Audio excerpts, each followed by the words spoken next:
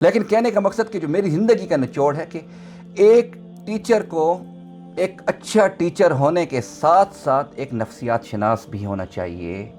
بے شک. اب میں نے پہلے آپ کو ایک بات کر دی کہ آپ کے سامنے جتنے اسٹوڈنٹس بیٹھے ہیں، اب ہر کسی کا مائنڈ لیول علیحدہ ہے. اب آپ حفظ کرنے سے پہلے ان کو جج کرو.